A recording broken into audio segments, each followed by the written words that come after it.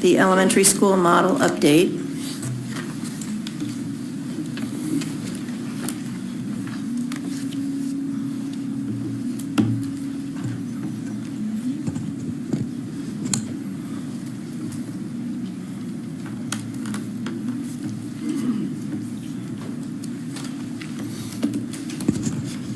So good evening again, everyone.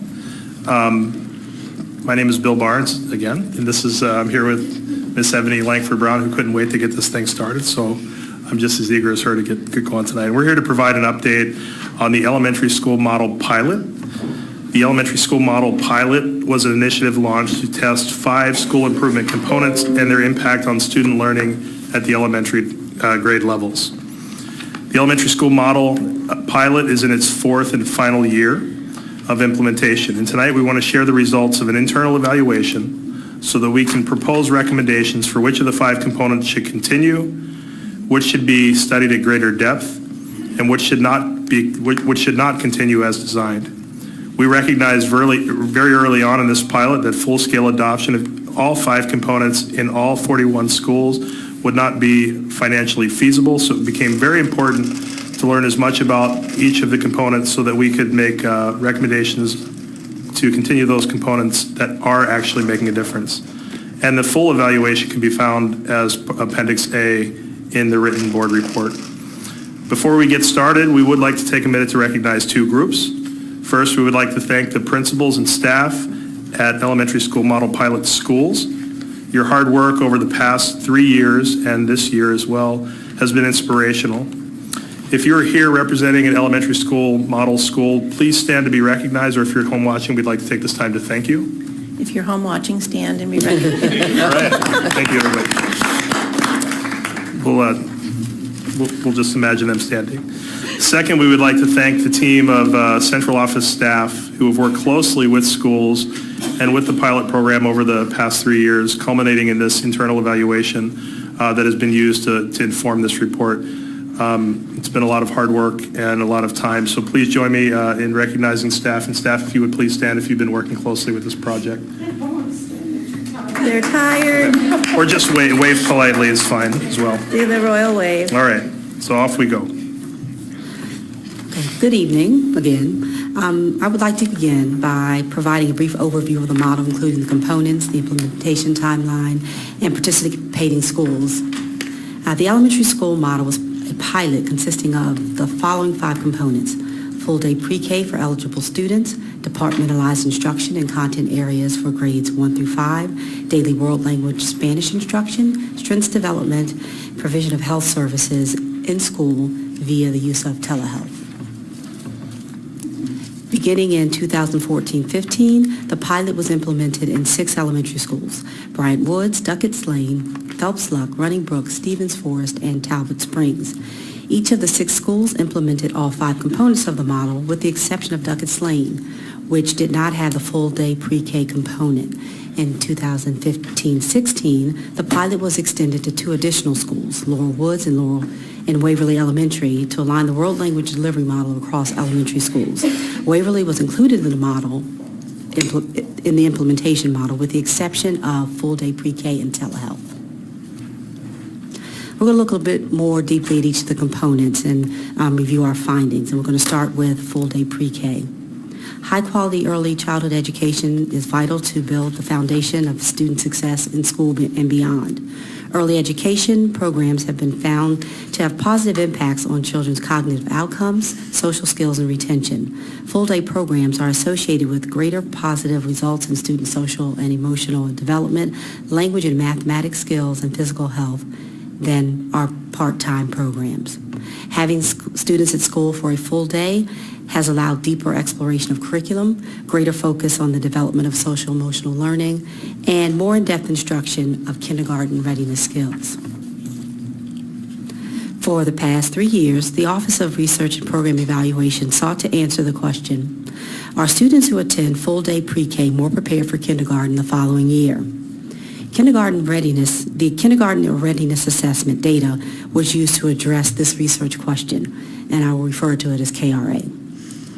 As shown in the graph, 47.1% of full-day pre-K students demonstrated readiness for kindergarten on the Pre-K Readiness Assessment, KRA, compared to 34.5% of half-day pre-K students at comparison schools. And in this case, it wasn't the whole comparison set. It was Bowman Bridge, Cradle Rock, Deep Run, Jeffers Hill, Longfellow, and Swansfield. They are the comparison schools that actually have pre-K programs. And 39.4% of all of our pre-K students. The higher proportion of students demonstrating readiness on the KRA who attended full-day pre-K as compared to their peers who attended half-day pre-K was found to be statistically significant, meaning that the observance would be observed again. Okay. Additionally, kindergarten reading performance was examined to evaluate the impact of full-day pre-K. This slide displays trend data for the percentage of kindergartners and grade 1 students who met or exceeded the Fountas and Pinnell text level benchmarks for the 2015 pre-K status. This is an important slide as it addresses the sustained progress in reading achievement. The students who attended full-day pre-K consistently met or exceeded the benchmarks at higher percentages than their peers at the comparison schools in kindergarten, and that's indicated by the green dashed line. Similar patterns of achievement were noted in grade 1. The percentage of students meeting the Fountas and Pinnell benchmarks who attended full-day pre-K continued to increase throughout the end of grade 1, while their peers who attended half-day programs in comparison schools remain fairly stable.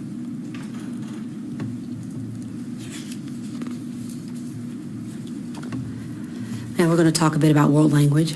There's growing research on the benefits of learning additional languages, including greater cognitive flexibility and improved executive function. Additional benefits of world language instruction for other student academic outcomes have also been documented, although most of the research to date has not specifically examined elementary programs. In the 2013-14 school year, the focus of the HCPSS Elementary World Language Program shifted to proficiency-based Spanish instruction. Spanish was selected because it is an alphabetic Romance language that has many connections with English. Developing literacy in a similar language has been demonstrated to help young children develop deeper skills in English. The Pre-K World program was first implemented at Duckett's Lane in 2013-14, with students in kindergarten through grade 3 receiving 30 minutes of daily Spanish instruction. For the progress update, staff in the Office of Research and Program Evaluation sought to address and answer the question, as a result of the pre-K Spanish, are students approaching intermediate proficiency in Spanish by grade 5? In order to evaluate this, a 9-level scale was used to rate students' Spanish oral proficiency and listening comprehension based on performance on the Spanish Student Oral Proficiency Assessment, SOPA. The scale includes 4 skill areas: oral fluency, grammar, related to speaking, vocabulary in speaking, and listening comprehension. This chart illustrates the number of students whose proficiency levels increased from the fall to spring administrations of the SOPA. Second grade students in this sample were those who attended ESM pilot schools in grades pre-K through 2.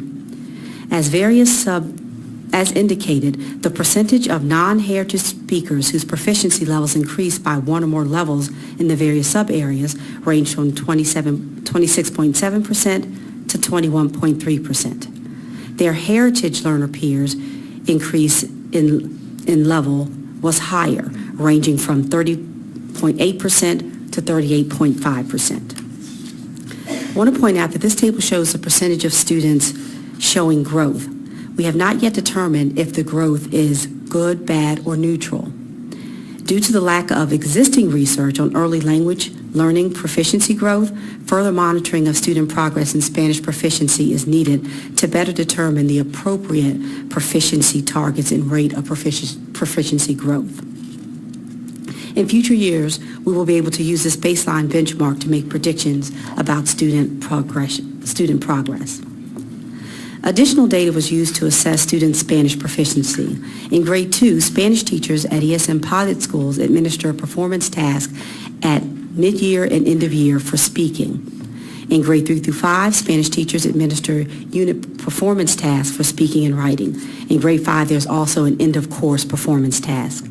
This slide indicates student proficiency levels in speaking at the end of grade 2 and grade 5. At grade 2, 86% of students demonstrated language acquisition proficiency at the novice low or higher level. In grade 5, 92% of students demonstrated language proficiency in speaking at the novice low or higher level.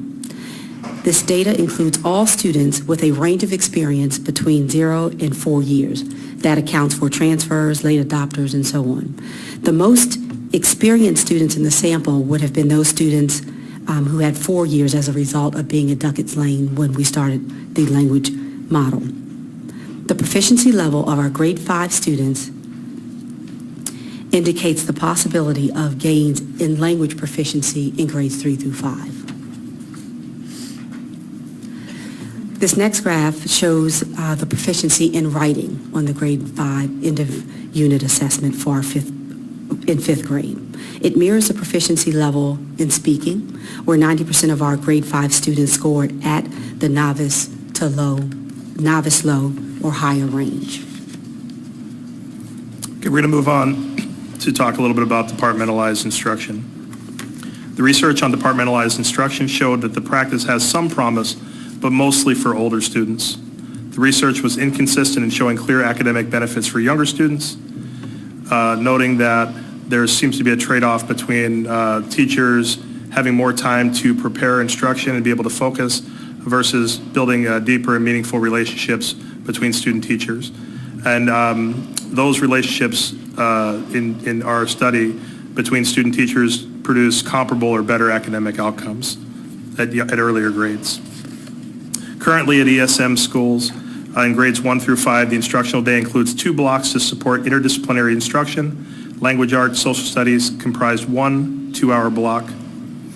Mathematics, science, and health comprised the other 2-hour block, and writing was infused across all areas. The data that was collected is shown on this graph in part. For year 3 progress update, the Office of Research and Program Evaluation sought to answer this question. As a result of departmentalized instruction, are there increases in the following ESM intermediate outcomes? Those outcomes are planning and collaboration, high quality instruction, and student engagement. In order to examine the impact of departmentalization on classroom instruction, informal walkthroughs were conducted. That departmentalization positively impacted instruction is supported by the difference in classroom walkthrough scores for departmentalized teachers compared to their non-departmentalized peers. Departmentalized teachers also had a higher mean score on domains 2 of the Danielson framework as well as domain 3 of that framework. So classroom environment is domain 2, instruction is domain 3. While the differences are not statistically significant, both general and content-specific instructional practices were more likely to be observed in departmentalized classrooms than in comparison schools.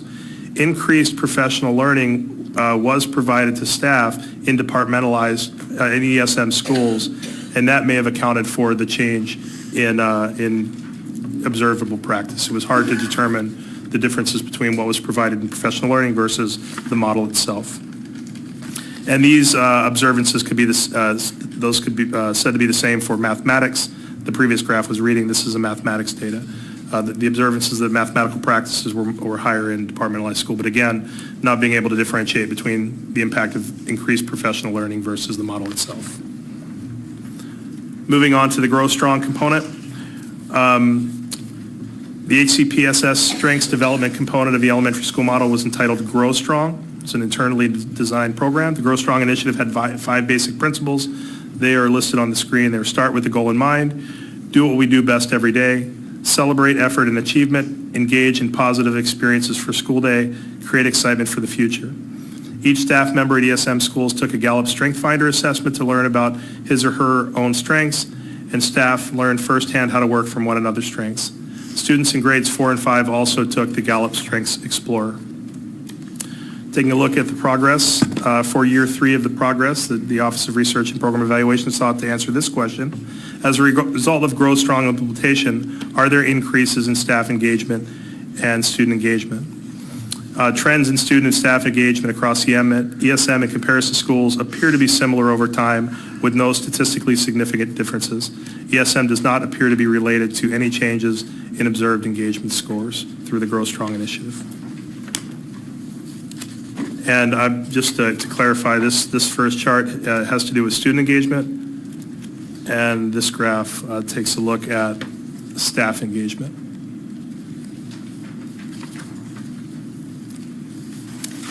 Finally, we talk a little bit about telehealth. School-based telehealth expands existing school health services to meet the needs of children through the use of electronic technology that connects the child in the school to a healthcare provider in another location.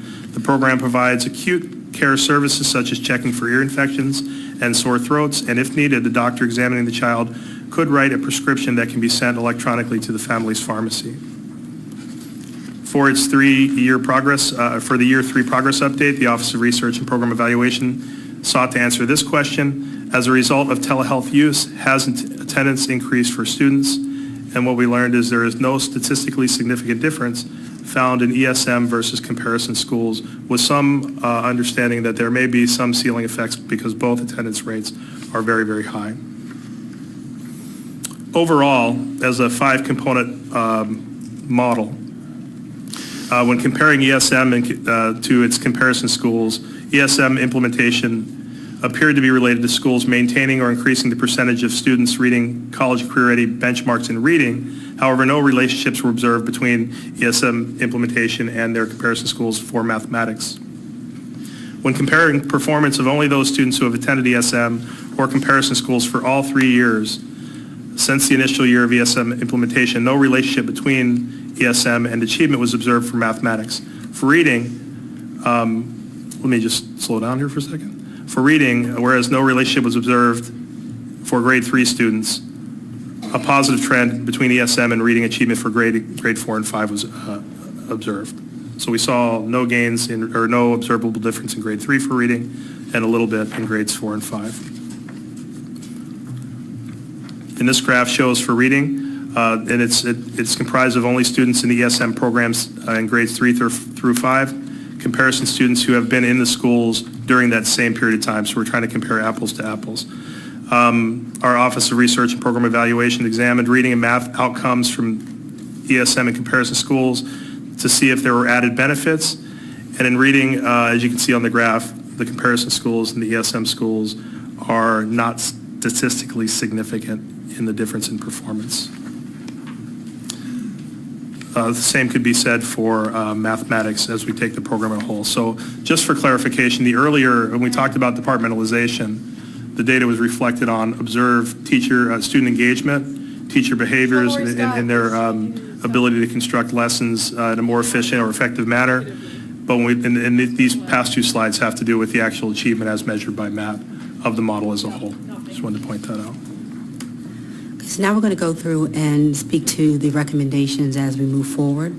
It's clear that full-day pre-K not only prepares more students to enter kindergarten ready to learn, but also has long-lasting impacts on academic performance, particularly in reading.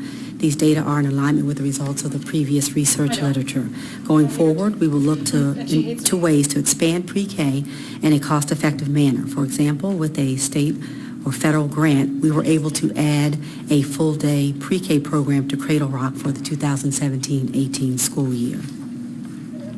Moving on to world language, the innovative world language model has already had positive impacts and has garnered widespread stakeholder support. We recommend that we limit the program to grades 3 through 5, using a phased approach while expanding to additional schools. As for telehealth, we recommend that we continue to partner with the health department to continue telehealth in existing schools and to examine data.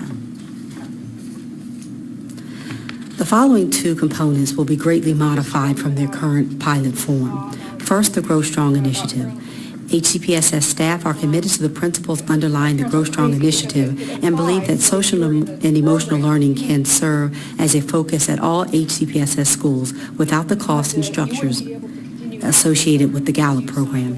As you know, our partnership with Gallup has been terminated.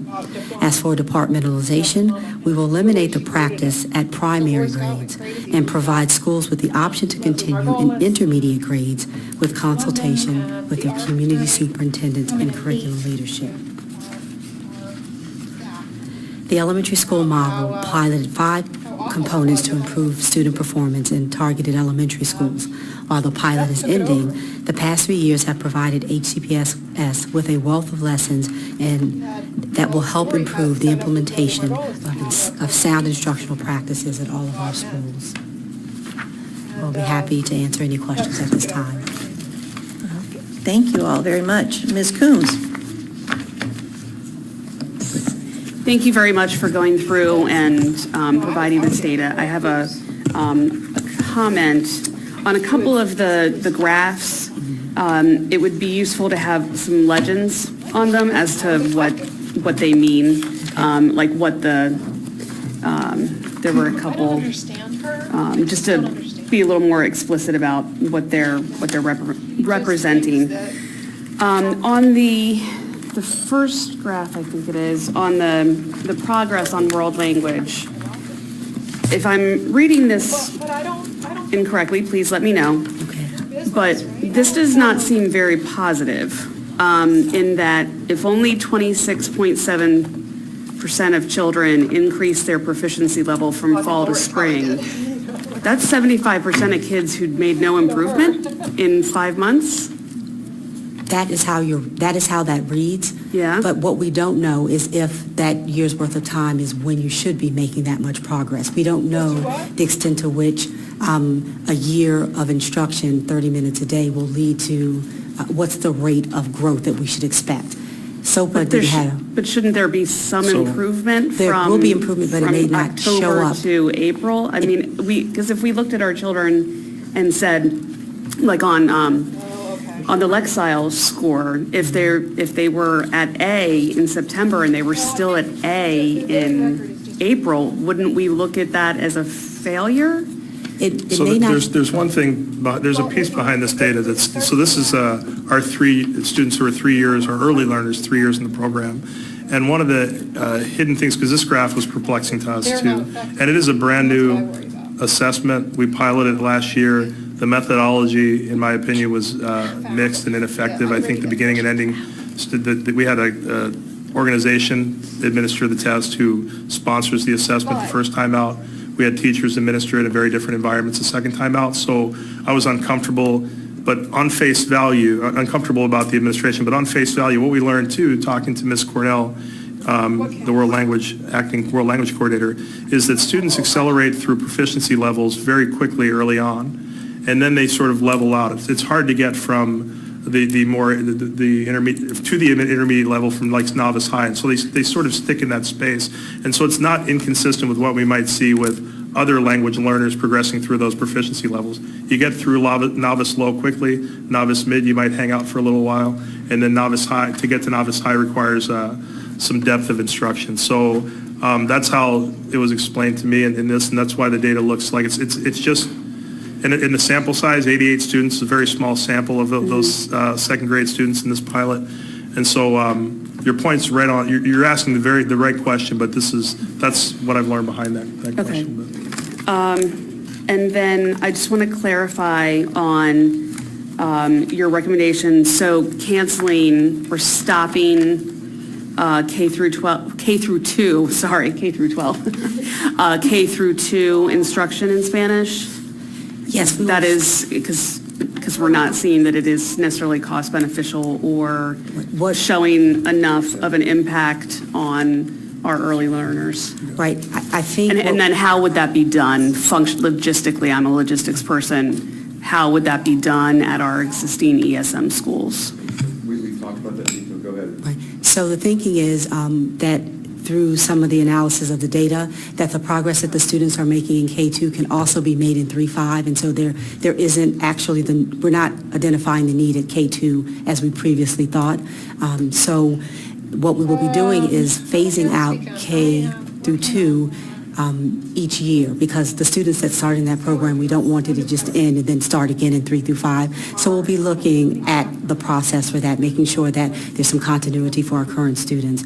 And as we move away from the K-2, we will be able to use that staffing to expand to other schools in just 3 through 5. So Okay, that's and- critical what you just said, Eric, excuse me to interject, because we're looking at a very tight budget, and the same conversation of which you had about pulling the rug out, we want to continue that, but we want to start phasing it out K-1, 2, and then any staffing, we want to start shifting to other schools to expand 3, 4, and 5 at the elementary level. That's the only way that we can justify doing that in this budget climate as we're looking at continuous improvement. So shifting that to get additional expansion in the other schools, but not pulling the rug out. I think that was alluded to by Ms. Delmont Small during the conversation about the courses. So incoming 18 kindergartners will not, but first graders would continue next year. Can I jump in, because on that, and add on to, build on that question about the phasing out? Mm-hmm. Have you looked at, are you anticipating continuing daily, or if we, as part of the phase out, could they move to twice a week? So because we're bringing this forward now and we're looking at that particular model, there are different implementations in grades 3, 4, 5 that could be, but we want to collect some additional data regarding that from our teachers as well on that topic. And I think that's a really good point. And as we sort of learn from this pilot, sunset it, and move forward, we would want to put and ask and seek your guidance on asking just the right questions. What are we looking for in these programs? So the program evaluation parts are set up front with the measures of success established clearly and clearly understood, so that you could have a report annually on the progress as measured by what we agree upon as success measures. And I do have a follow-up. Oh, no, I'm sorry, I Okay. just wanted to not lose that. Yeah, the third part. So then thinking about the other side, about the middle school, the articulation at the middle school level, keeping your eye on that to see how that impacts it as well, and as the expansion happens. Yes, part of the plan for expansion includes looking at the feeder patterns for the current students and making sure that we complete the middle school feeder pattern if they have not been a part of the Spanish program. Okay, thank you. Thank you. Dr. Altwerger. But I also wanted to. What's your plan? Following up on Ms. Coombs' question about the language proficiency, can you remind us of what level the model was supposed to get students to be at by the end of 5th grade originally? Intermediate proficiency. Okay, intermediate. Yes. What we were shooting. So we ended up at the end of 5th grade with 0.7% reaching that level. Right, and keep in mind that data set is for students who had anywhere from 0, 1 year, to 4 years in that program. Not all the students were included in that assessment. It wasn't just the students who had been in ESM or had the language program for their entire stay. We can pull that group out to see if there's an actual difference between the Yeah. students. I'm sorry? I think that would be a good idea, Okay. because this doesn't really tell us the story. We need to look at the kids who were in the program for the same length of time, in fact, for the most amount of time, and compare that to what we predicted or had hoped the students would reach by the end of 5th grade. Because this doesn't bode well. And I agree that it might make sense just from a pedagogical, kind of education point of view, not just even looking specifically at these numbers, but the idea that kindergarten kids, 1st graders, are learning to read in English, and and 2nd graders as well, and that maybe concentrating on 3rd grade and up, they're still only 8. And the research shows that if you get them before puberty, that's the key. So we'd still be getting them before puberty, we would allow more instruction in reading language arts and basic math without, and not pull away from some of the related arts, but other related arts.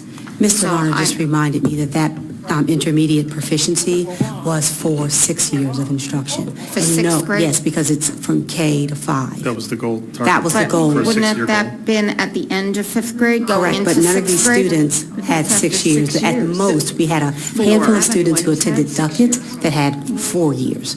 But none of these students had the full 6-year program. So the goal was to have, Oh, you mean the 6-year goal was. pre-K, first through For sure. fifth? I see, okay.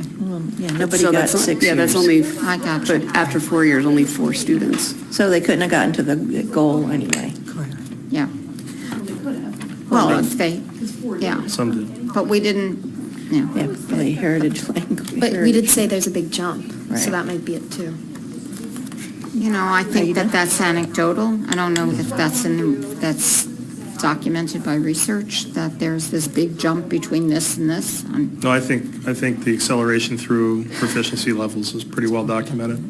But I think it's, and if anyone's learned a language, I mean, picking up getting through that novice low, that category can happen very quickly. And we see that in our English learners too, getting through the lower levels. But it then, and that's the same as if you take Spanish 1 in 9th grade and Spanish 2 in 10th. It's the same kind of progression. But, you know, again, this is why this is in the program for further study. It was a really high-profile ask of our community to include language and of the board to include language at the early grades. And this was our first Foray into foray right into it.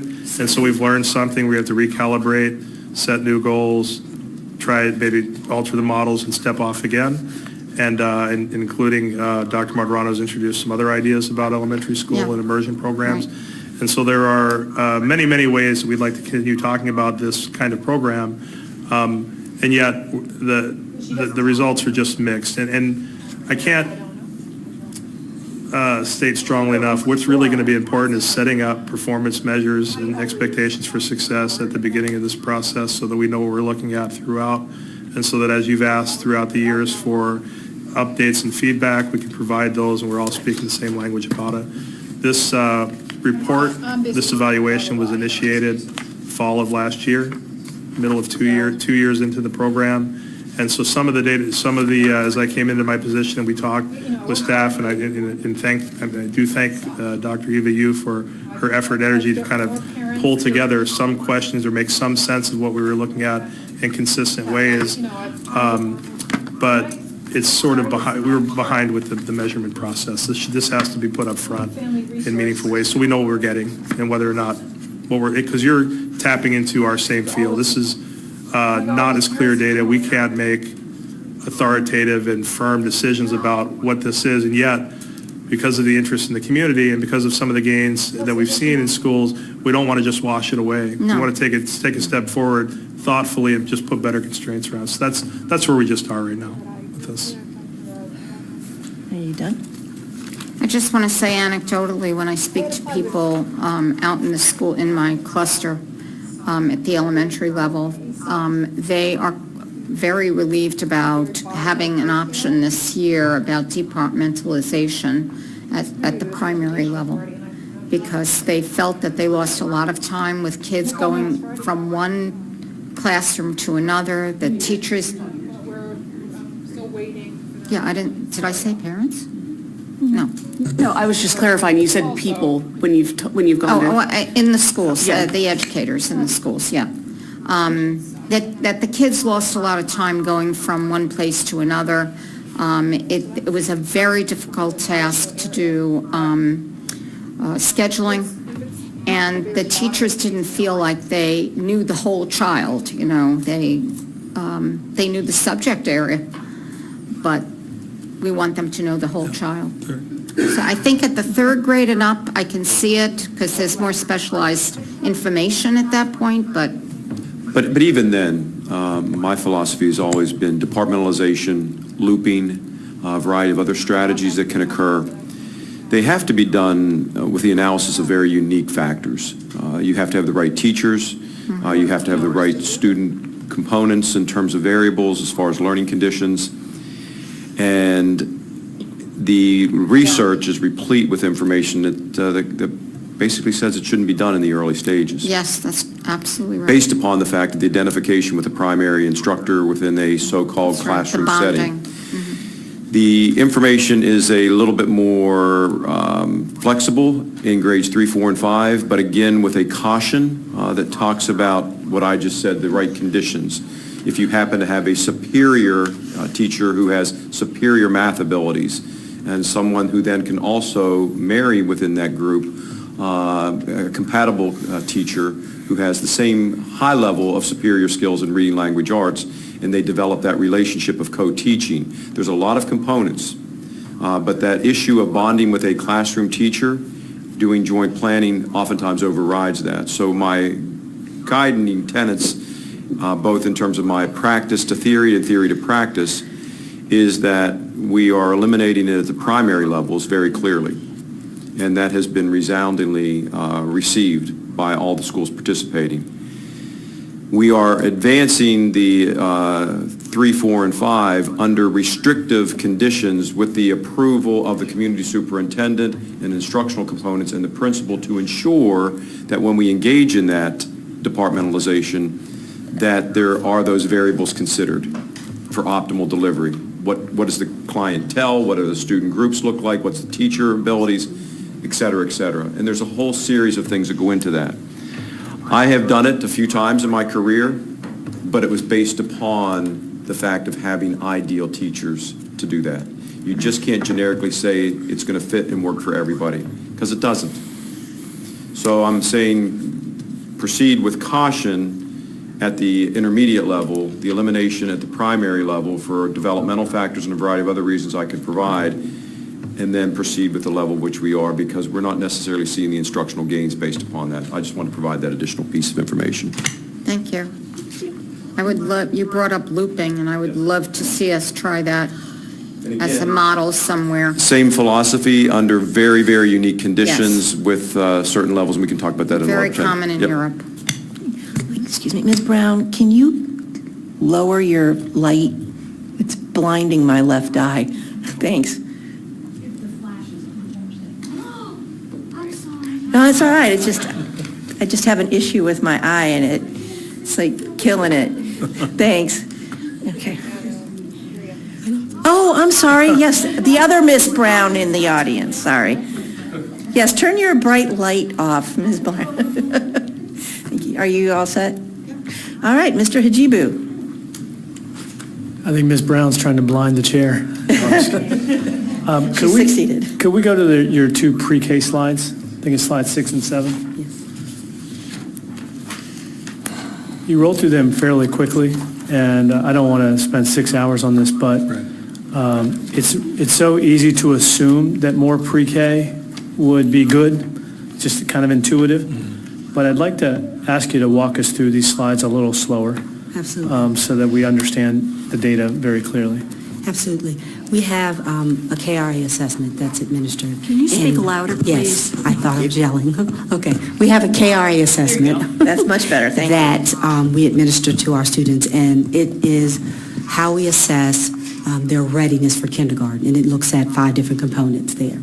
Okay, the social foundations, language and literacy, mathematics, physical well-being, and motor development. When our students enter kindergarten and we get information from parents about their previous school experience prior to entering kindergarten, and the data is disaggregated based on their previous school experience. So in some cases, students are in home daycare, or some cases they are in actual pre-K programs in our system, private pre-K programs, and so on. Okay, so what you're seeing here is that when we disaggregate the data based on the number of our students who are in our full-day pre-K program via the ESM model, that 47.1% of those students demonstrated readiness on those 5 domains on the kindergarten readiness assessment, compared to students in our half-day programs at HCPSS schools. So in that case, it would be Bowman Bridge, Cradle Rock, Deep Run, Jeffers Hill, Longfellow, and Swansville. So I guess what I was asking for, Yes. ma'am, was clarification on the graph itself. So those two things, the half-day pre-K and the full-day pre-K ESM are self-explanatory to me. Yes. But all HCPSS kindergarten and then the any Okay. pre-K? Yeah, are these all kids that have been in preschool? Is that Correct. That's so indicated this by the parent. population Yes. is not anyone that has not. Let's get clear. Okay, yeah, let's get. Is this the That's what I said, entire yes. kindergarten Yes. population? No. In any, the light blue graph there is any HCPSS pre-K program. But we're asking about the top one. Oh, the top one, that's all students in kindergarten. Okay. Regardless of their pre-kindergarten experience. Okay, that's what we were And saying. that's when they're Okay. coming in. So when Right, the- and this was Yes. what year? From the comparison schools? No. No. The gray bar is HCPSS. all Let's let students. Ebony Thank you. answer Mr. Hajibu's question. The gray line So is all kids who show up? Correct. This is 53.9? Correct. Past the KRA? Yes, And the half-day pre-K and the full-day pre-K are the apples-to-apples comparison of ESM kids. I'm sorry, these kids in these schools. correct. That In went from either our half day. comparison schools or ESM schools, yes. And then the any, can you help me understand what the any pre-K means? That means you can indicate that you have a pre-K, it's non-comparison schools.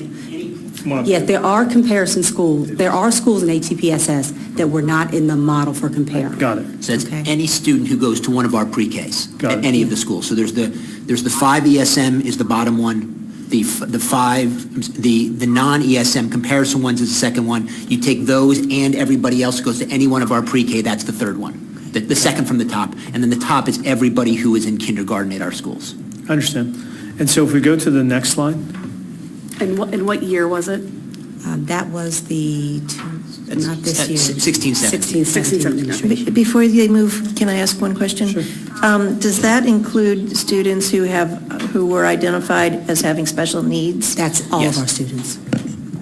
Yes, it includes special education students identified with special education needs. Okay, thank you. So, and then Sid, go to the next slide. yeah, and so would you, we can go back to the previous slide one more time. Would you suggest that the delta between the half-day pre-K in the ESM sample population and the any pre-K, the 34% to the 39%, do you have any theories on what you would attribute that delta to? Sorry, is it the 34 to the 39 or Yeah. those two particular? I mean, is it socioeconomic? Yes. But some of our model, did we have Waverly in, No, they didn't have pre-K. They had other components, but they did not have the pre-K at Waverly.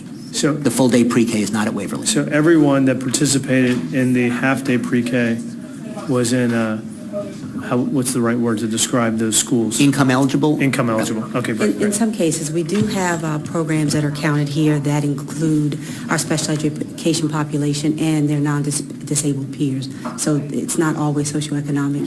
You can participate in our pre-K programs and not demonstrate the financial eligibility. I get it. So if we went to the next slide, by the end of first grade, are we suggesting that the delta for investing in full-day pre-K is between 56% and 67%? Is that the summary of it? Yes. Essentially, yes. And as importantly, that you see that there is a decline for our half-day programs. If they get to one benchmark, but over the course of the first grade year, they're stable, and in some cases, they're not making the progress that we would expect by the end of first grade. The demands at the end of first grade are more challenging, it looks like, for our half-day pre-K students to maintain if they're not in the full-day program. So the full-day program is providing more background and substance for the students to maintain their progress and not peak. Well, your data suggests they dip in the second and third quarter, but they have a big jump in the fourth quarter. The half-day, you're saying? Yeah. Yes, correct. Yep, correct. I mean, I'm simply, Yes. Right. your comment wasn't precise. Your comment was that they level off in the year 2, or they decrease, but, Yeah, absolutely right. okay. The comparison between quarter 2 and quarter 4 for that group, it looks like there's an increase, but it's actually level because it's 55% I understand and that. 56%. Yes, I do understand that. And the all HCPSS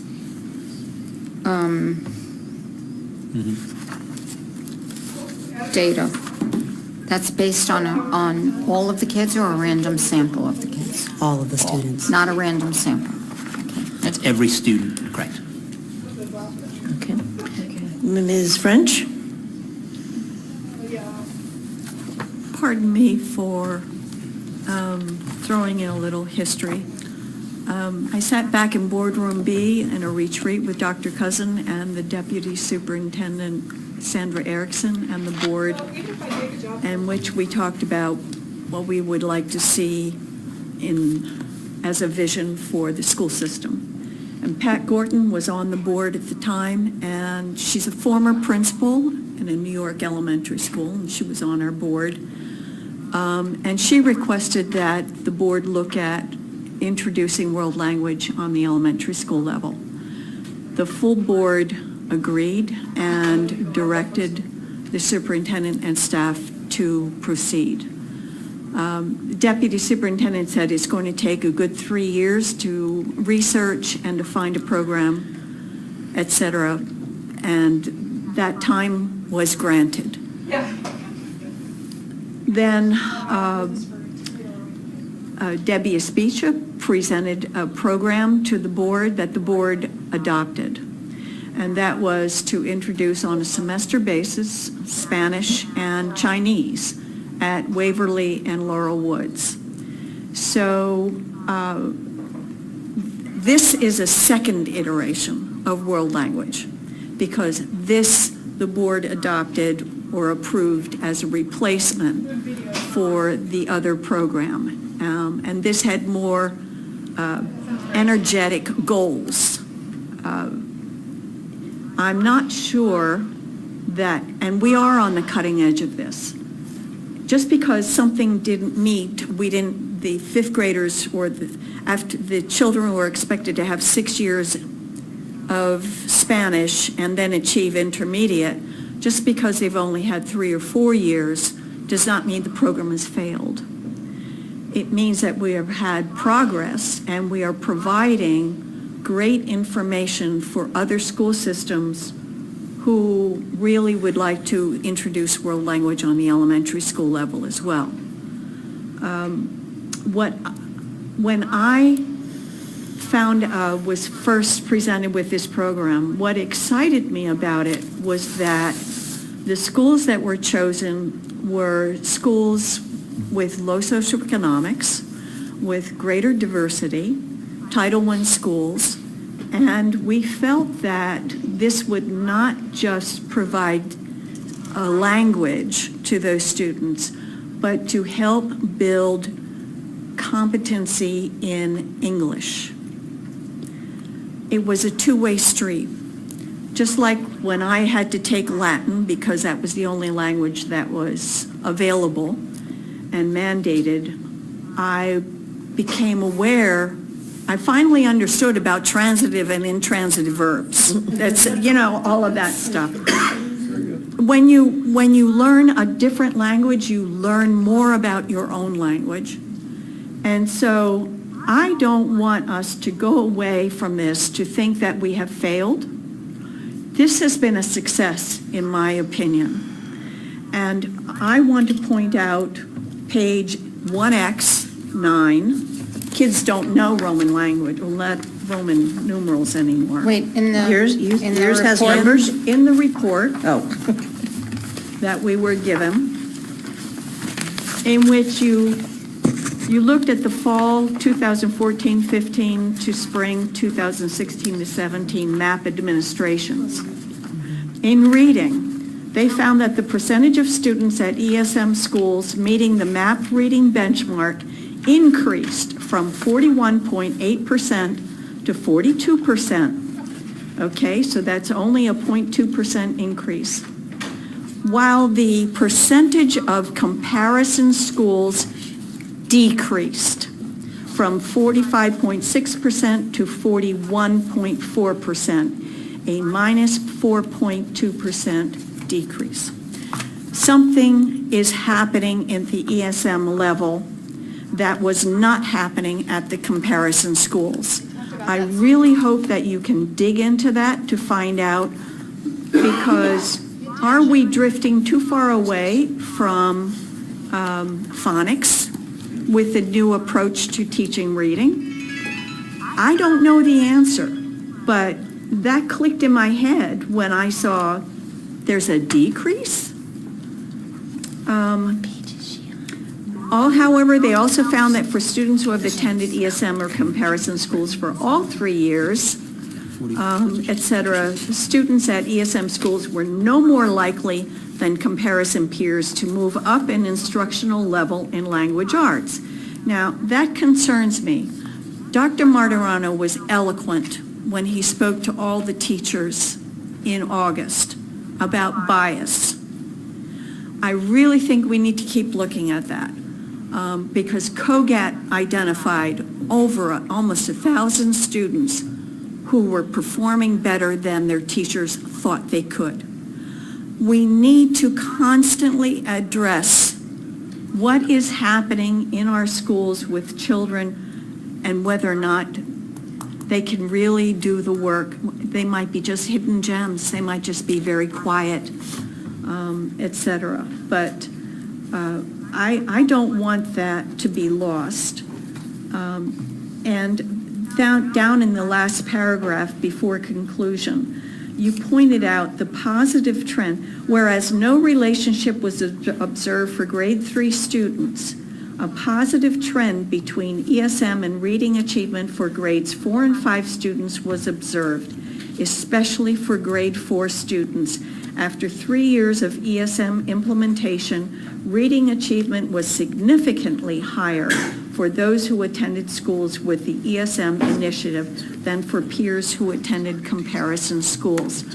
That is critical to me, because I have been hearing for over 10 years that an educator can identify a student in the 4th grade and predict whether or not they will be successful as an adult or whether or not they will end up in the penal system. And that's just devastating to me when I hear that kind of talk. And if the ESM is making a difference for our grade 4 and 5 students, I really don't want that to be lost. I'm sorry, this means a great deal to me, because my personal goal was not that that students would learn a world language, but that in reverse, it would help other students whose English was not their first language would then become more proficient and would become successful at an earlier age, and therefore have a more positive outlook when they reached middle school and high school and not drop out. So I want to, first of all, thank you for the context and eloquently sort of underscoring the meaning behind our recommendations, because it is really hard to untangle the data, because it's been ESM as a whole cocktail of initiatives. And so we don't know if those reading scores can be attributed at grade 4 and 5 to departmentalization or Spanish or telehealth, or we just don't know. And so many of the recommendations you'll notice are targeted for continuation in the intermediate grades. So continuing world language, believing a 3-year run up grades 3 to 5 is something we want to learn more about. Eliminating departmentalization at the primary grades, because maybe it had something to do with that in grades 4 or 5 under the right conditions, is something we can't just discount just out of hand. And so that's also what we observed. And so we don't, this is one of those baby with the bathwater sort of analogies, and you have to be very careful about just dismissing it, because we have learned a lot. People have worked hard on these. People have invested in different ways, and depending on fidelity of implementation and the energy around any part of this in any school, which is different 8 ways, some things would thrive and other things would dip. And it was just really hard to find threads that made sense across all 8 as a package. And so the recommendation to discontinue it as a 5-component package seemed to be an obvious recommendation, but to continue to investigate those things that seem to work. Full-day pre-K, intuitive as it sounds, does seem like it would make sense. It seems to be a game changer, could be a game changer in terms of a gap closing launch, in terms of getting our students off on a good start. And yet, we just don't know, we haven't controlled for all the variables in that way on the back end. So thank you so much for underscoring that and putting some context behind it, but your thoughts were also our thoughts in many ways through this process. If I could add that I really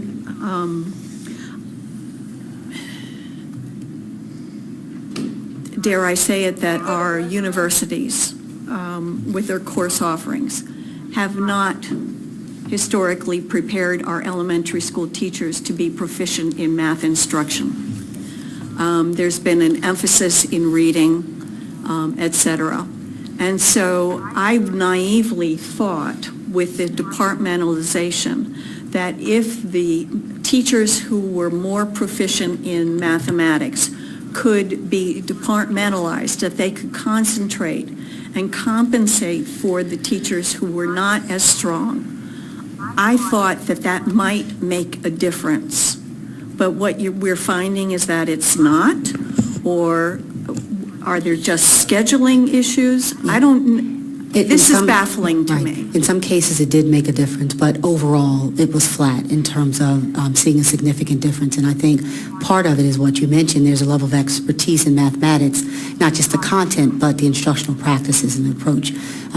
As we shifted to the Common Core, there needed to be more training with teachers about how to engage students in math in a different way.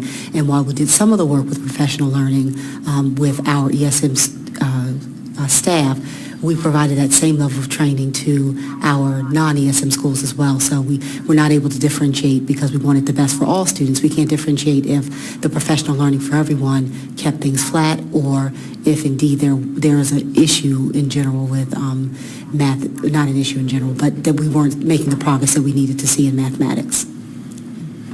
I'd like to add two things, because the data you're discussing is up here. So, again, as it was said, is not statistically significant, but you do take a look there. ESM did make more growth. ESM grew 4 points compared to the comparison of 2 points, which is not everything, but that it's something.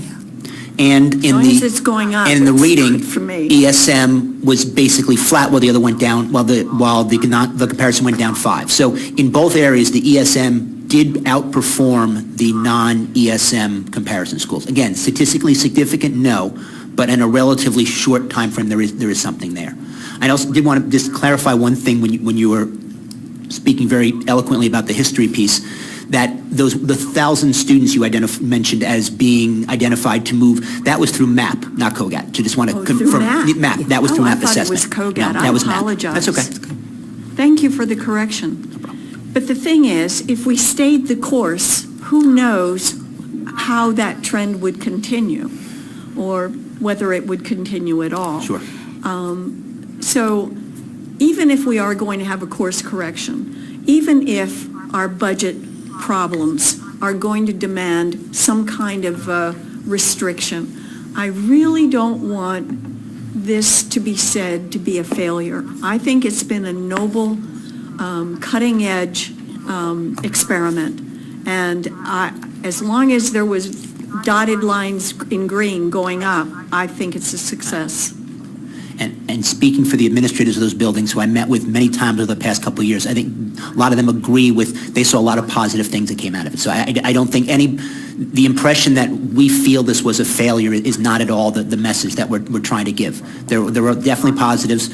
As Mr. Barnes said, there's a lot of different factors, so to tease out any one factor is difficult, but there certainly are a lot of positive things to be seen from this, and our hope is that as we move forward and continue to implement some portions and refine others, we see continued growth. Okay.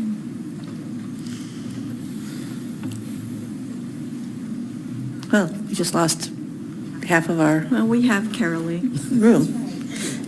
Okay. Are you all set, Ms. French?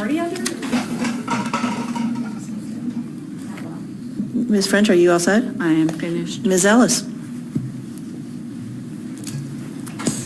First, I would like to thank you for this report. I've been looking for it for a long time, and so it's really good to see the data on the elementary school model. So thank you all for all of your hard work for this.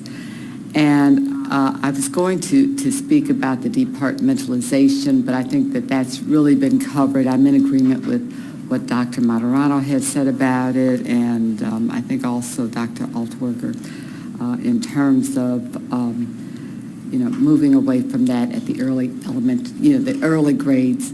We know that children do attach to their teachers very quickly, and they need that when they first enter the schools. But I would also like to say that part of my background includes working with preschool, with Head Start programs. I've been in the classroom in Head Start programs many years ago, and I've evaluated Head Start programs around the country. So I really believe in the strength that the opportunity of having that experience can make a change on a student's life. I mean, you can just tell the difference of the kids who have never had that preschool experience with the ones who have had some kind of daycare or just being around other children away from parents when they come into a school building. And you talk about being ready to learn. That is what preschool starts them off with. And I think it's a very important component that we really need to look at in terms of maintaining as much all-day preschool as possible here in Howard County. The other thing that I want to talk about that nobody's spoken about yet is the strengths development. I think that is very, very important and something that we should be able to implement throughout the system in an organized manner without a lot of extra funding going into it. We always talk about what can you do without money, and the thing about strengths development is the common language. We all know how good the common language has worked for our PBIS programs. Everybody is saying the same thing continually, starting with positiveness in every classroom throughout all of the years. It builds on each experience. Kids can grow. It even gets educators thinking in a positive, organized way that they can share with the children. And so I think that is something that we should really look at pushing very quickly. Without expense. You just have to have a rationale, grow strong. If all of those little preschoolers are going around thinking about growing strong or being positive every day, celebrating effort and achievement, that has lasting impacts that build self-confidence and can reduce the stress and pressure that our kids may face later on. So the whole thinking that they can do it can help them to grow. I was looking at that progress component that you had for the full day preschool, the line chart. The reading? Sure. Yeah, that one, go back, yeah, right there. And the thing that caught my attention when I looked at that was the end of the fourth quarter and the beginning of the first quarter. That's the summer dip. And one of the things that we had on this agenda for tonight was, as information, the extended year program. So I think I sent a note earlier today saying we need a report on that to see if there are programs that are being used so that dip isn't so low for our neediest kids. So that's part of what I saw from this, and I just wanted to share that. May I just respond to the concern related to the dip that's noted between quarter 4 of kindergarten and quarter 1 of first grade? There may be some summer slide in that, but At that time, at the end of the 15-16 school year, there was a change in reading level expectation as students left kindergarten and went into first grade.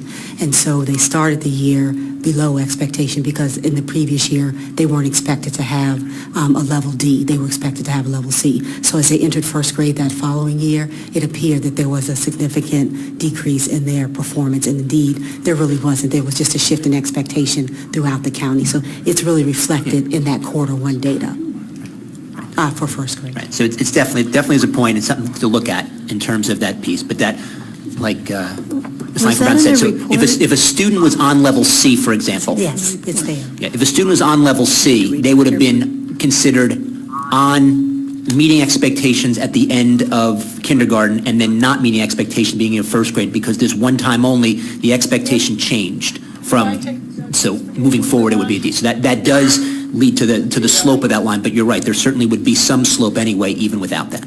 And just one last little comment.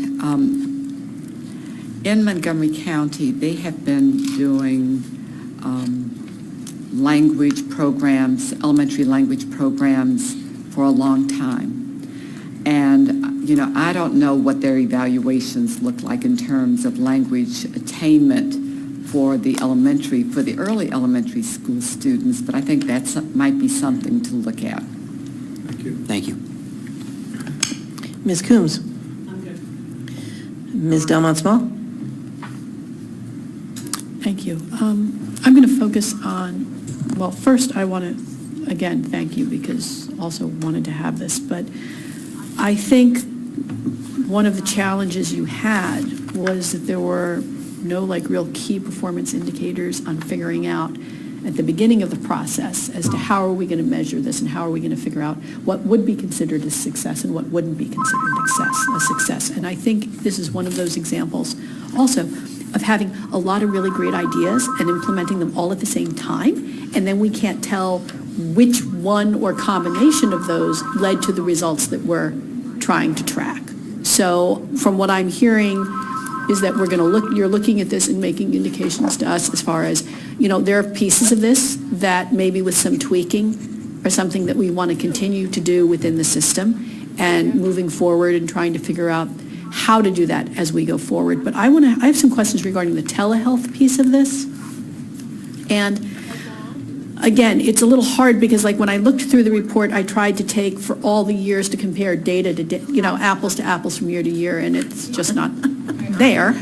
But that's okay. My question with the telehealth is that I found it interesting where one of the data points was that with the number, telehealth records suggest variability across the schools and usage with the number of visits by school ranging from 10 to 109. That's a big difference, and you're suggesting that we increase it.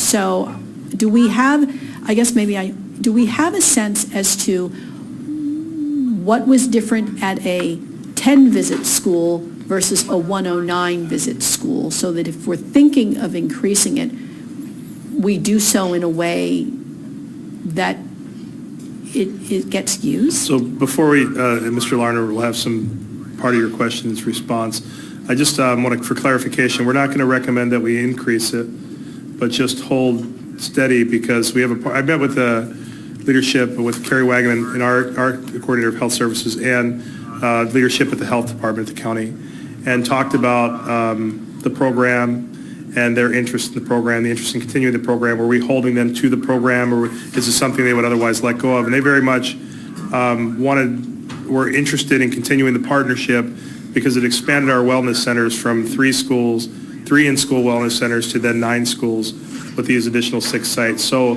and this program sits very much in their budget. And so it's an expense to the health department, except for one $8,000 cost we've incurred as an agreement with the health department because we wanted to move telehealth to a certain school. They didn't necessarily want to move it that, or vice versa? It was vice versa. Vice versa. And so we offered to cover half the cost of the licenses, I think, and they picked up all the additional cost over. So we paid $8,000, they paid $8,000, and then they paid some more for that site. Thank you for correcting. And so we pay $8,000 for this to be in 6 schools total, and they pay much, much more. And what they would do in their ideal implementation is to look at usage and utilization and then move it accordingly. And they would use data that we would agree on and set up really solid research questions on to strategically locate these centers so that they wouldn't necessarily, they said, you know, ESM was a nice program, and it probably is in the schools, if we looked at it objectively, in the schools that need it most, but it might not be. It might also, we might learn that it's needed in this school or that school, and so they wanted to continue, but also analyze it in a different way. So, and then in terms of the difference in usage. Right, so 2 things. Wait a minute, before you start, if you don't mind, I also met with Dr. Rossman, Yes. and which is why I knew that it was vice versa. The health department had wanted to move one of the telehealth, probably the one with the 10, to a different school. We said we wanted to leave it in an ESM school, so we ended up paying. But the other reason that they want to continue is because they are having our utilization evaluated by, I want to say, GW. And so in order to have a complete evaluation, they wanted it to stay in place, I think, through the end of this year, and then reevaluate. And that report will be available in its completion in January, as I understand it.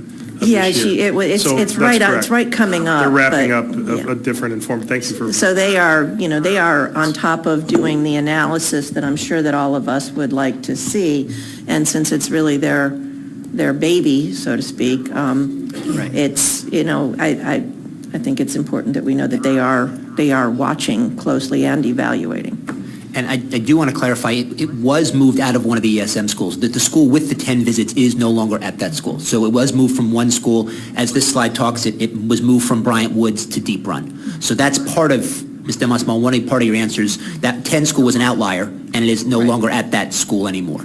In addition, I think part of the confusion, the way this slide is worded, provides 6 additional wellness centers in schools. It doesn't mean the direction is to provide 6 more. Is that the current telehealth does currently provide 6 additional wellness centers compared to the 3 we had before telehealth. So it's not the future direction is we're going to provide 6 more. It's that it currently does provide 6 more. But the other 3 wellness centers are actual wellness centers. Correct. It's not the same thing. It's apples and oranges. But that's It's a different right, animal, But so to from the health department's point of view, this is one of the things they like about it, that it gets them, that it feels like it's a wellness center They can in bring 6, services. right, into 6 additional schools. So that's what that bullet there means. Okay, so we're not, because I recall, and it's late, that we were paying for the staffing for the telehealth, or are we that's no longer on our balance sheet anymore? So the staffing, we required a registered nurse to be staffed in these schools, and we've talked about an initiative and we have that.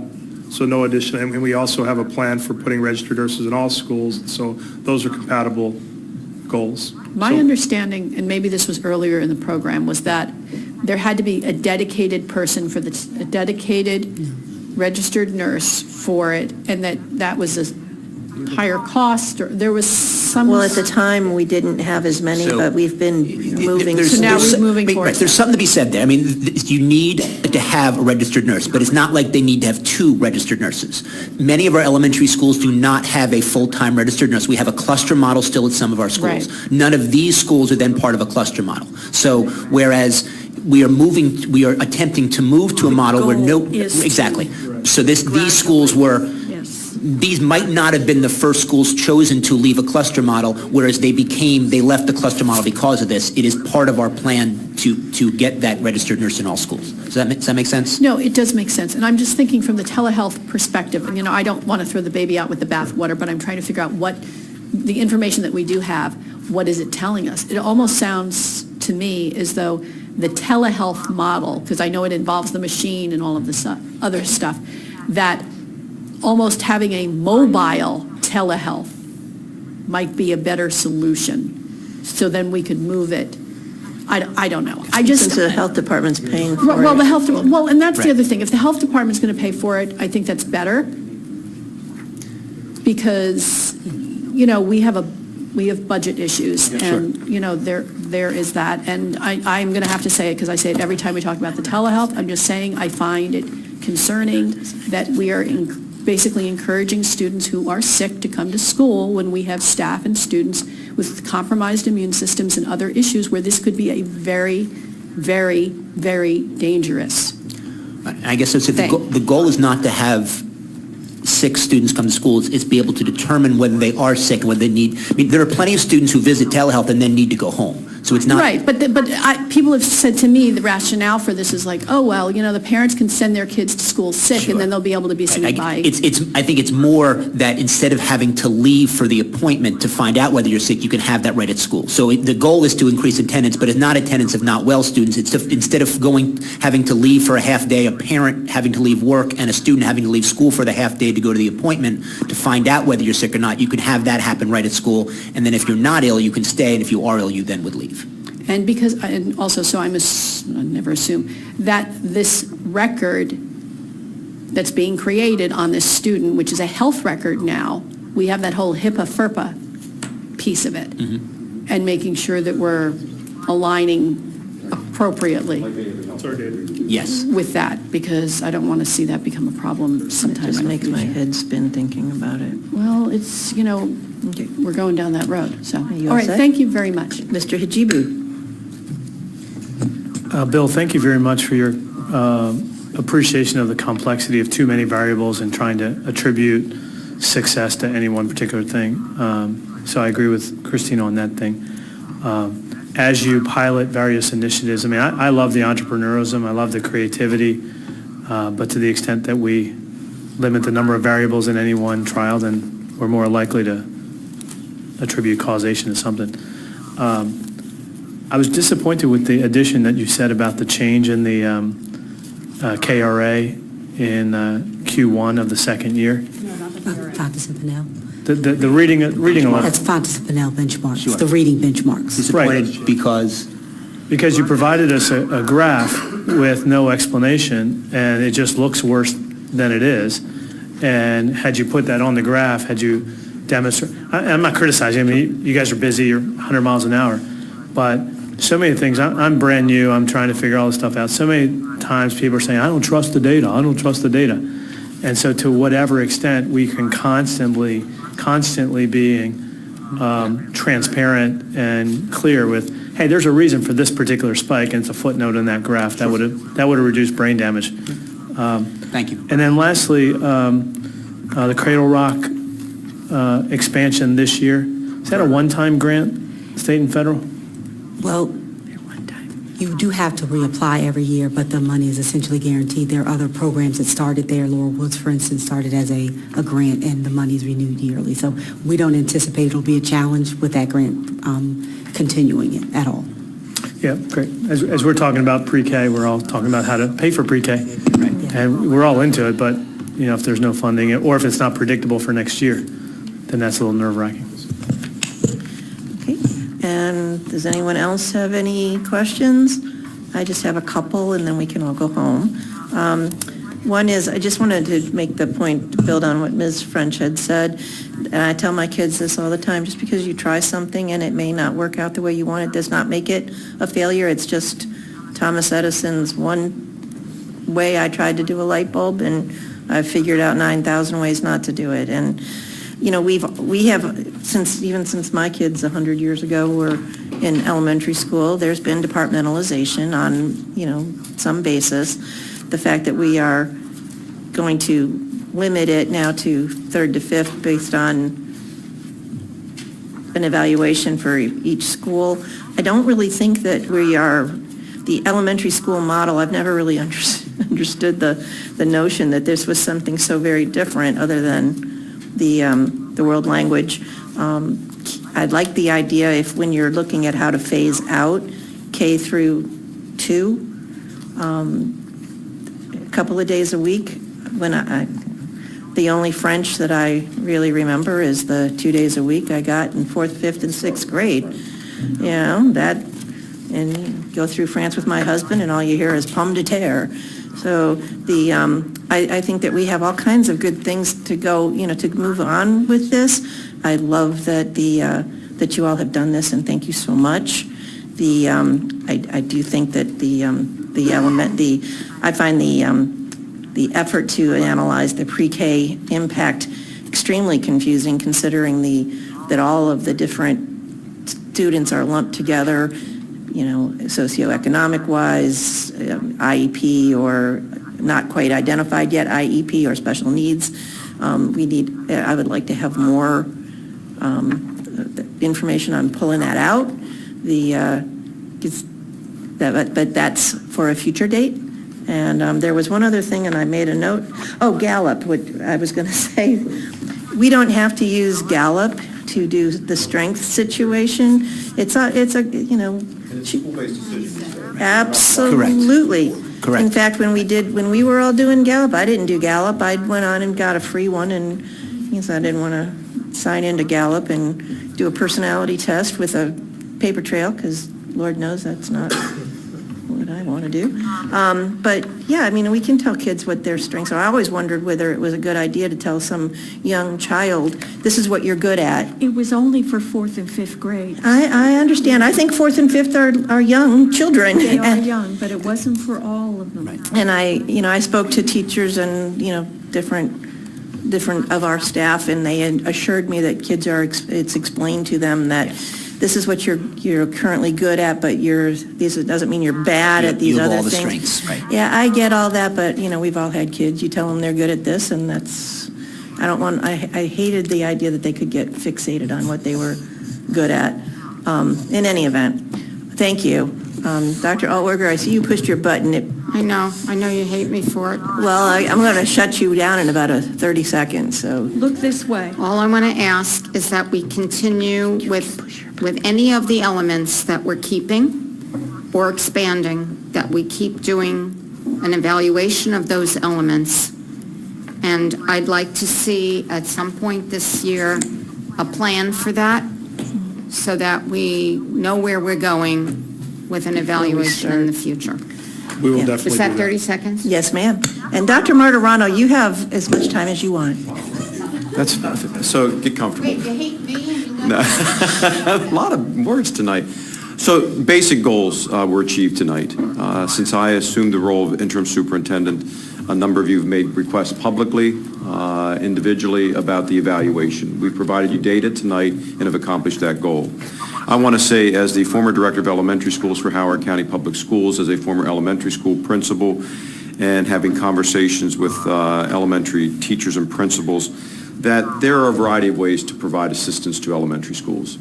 My first engagement with the elementary school model in Howard County, I wanted to know, was it part of a program that was implemented based upon if you did these elements, then there would be a level of increased level of success. And I was told no, and rightly so. There were some decisions made based upon enhancements to the schools that needed additional support. And decisions were made to implement these. Trying to isolate those variables is difficult because I can give you 3 or 4 other ones, such as small class size, enhancement of teacher qualifications, longer time on task. I could enter a whole lot of variables into this discussion, not to cloud it even further. So we have to, one, look at these isolated variables, see the budgetary costs of which we're looking at for expansion, further analysis of them, and then see if there's other delivery models of which we can enhance in these budgetary tough times, particularly as we're looking at world language. There's different ways to do that. I can give you 3 or 4 different models of it. I can talk to you further about departmentalization. I agree with what you had said. I was going to wrap that up with strengths. There are different ways to do that. But in no way do I want individuals to think, and I think I praise Mrs. French for saying this, that this is not a failure. This is good data for us to build on for looking at different ways to expand good practices into our other schools in tough budgetary climate, and I'm very pleased with the conversation. I'm very pleased tonight to deliver this to the board, and I appreciate your conversation. So thank you to staff who are here way beyond what's expected tonight, and I thank you for your time and energy because they did put a lot of work into the research on Everyone this. take the day off tomorrow. Yes, then. Well, maybe not Oh, that wait a far. minute. I don't want to micromanage. On that note, thank you very much. On that note, we're adjourned. Thank you all very much. Bill's this yours? Good, thanks.